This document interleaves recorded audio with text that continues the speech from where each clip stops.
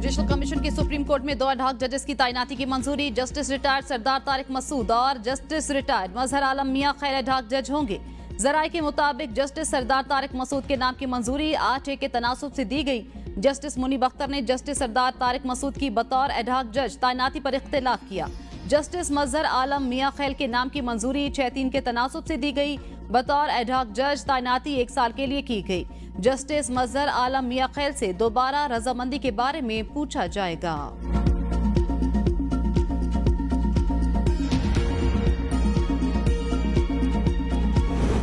Justice Tariq Masood की तैनाती पर सिर्फ जस्टिस मुनीब अख्तर ने मुखालिफत की। रुकन जुडिशल कमीशन अख्तर हुसैन कहते हैं जस्टिस मजहर आलम मियां खैल की 8 अरकान ने हिमायत की।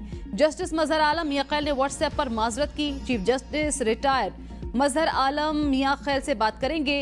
एडहॉक जज को 1 साल से पहले नए चीफ जस्टिस नहीं हटा सकते। एडहॉक जजेस को सियासी या फुल कोर्ट में शामिल होने का फैसला 3 जजेस का पैनल करेगा।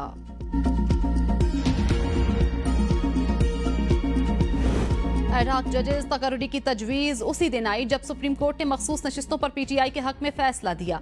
एडहॉक जजेस की सिलेक्शन के लिए कोई शफाफ तरीकाकार नहीं अपनाया गया। सेनेट में कायदे हिज़्ब इख्तिलाफ सेनेटर शिबली फराज का चीफ जस्टिस काजी फाजीसा को खत लिखा। मुस्तकिल जजेस की तकर्री के बाद ज़ेरे इल्तवा मुकदमात को वजह बनाकर एडहॉक जजेस की तकर्री नहीं हो सकती। शफाफ तरीकाकार के बगैर जजेस की तकर्री परेशान कुन है। ज़ेरे इल्तवा जजेस का मामला आने वाले चीफ जस्टिस पर छोड़ दिया जाए। अपोजिशन लीडर उमर अयूब ने एडहॉक जजेस की तकर्री की तजवीज़ पर तहफ़्फ़ुज़ात का इजहार कर दिया। Chairman members judicial commission of Pakistan के नाम खत में कहा एडहॉक जजेस की मुजव्वज़ा तकर्री को मुस्तरद किया जाए। ये तासुर नहीं जाना चाहिए कि एक पार्टी के खिलाफ सुप्रीम कोर्ट की राय मुसावी की जा रही है। वक्त देखा जाए तो ये तासुर मिलता है। हाल ही में 8 और 5 जजेस के फैसले के फौरी बाद ये तजवीज़ सामने आई।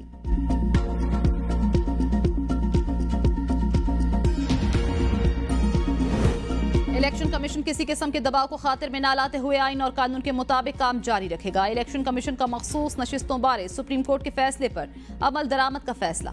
एलामिया जारी। एलामिया में कहा गया इलेक्शन कमीशन ने किसी फैसले की गलत तशरीह नहीं की। कमीशन ने तहरीक इंसाफ के इंट्रा पार्टी इंतखाबात को दुरुस्त करार नहीं दिया।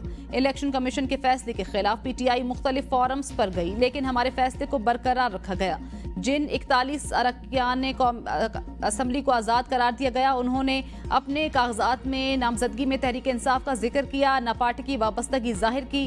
तहरीक इंसाफ इस केस में ना इलेक्शन कमीशन में पार्टी थी, ना पेशावर हाई कोर्ट में और ना ही सुप्रीम कोर्ट में। एलामिया में कहा गया अगर सुप्रीम कोर्ट के फैसले के किसी नुक्ते पर अमल दरामद में रुकावट है तो फौरन निशानदही करें।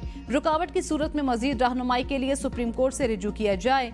कमीशन से इस्तीफे का मुतालबा मज़े का खेज है।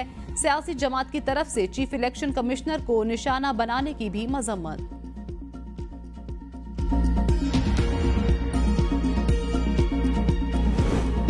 मखसूस नशिस्तों के केस में कोई उभाम है तो इलेक्शन कमीशन सुप्रीम कोर्ट से रिजू कर सकता है। राना सनाउल्लाह कहते हैं इलेक्शन कमीशन आजाद आईनी इदारा सुप्रीम कोर्ट के फैसले के जिस हिस्से पर चाहे एतराज कर सकता है। हमारा 2 टुक मौक़िफ़ है, आइन का तहफ़्फ़ुज़ करेंगे। सुन्नी इत्तेहाद कौंसिल की तशरीह क्या PTI हो सकती है? सवाल कुछ और था और अदालत की तरफ से फैसला कुछ और आ गया।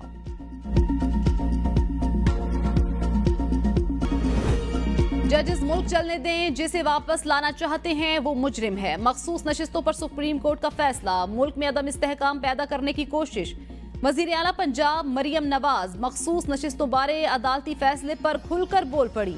तकरीब से खिताब में कहा चंद अफराद का टोला ऐसे फैसले कर देता है जिससे मुल्क की तरक्की का सफर रुक जाता है।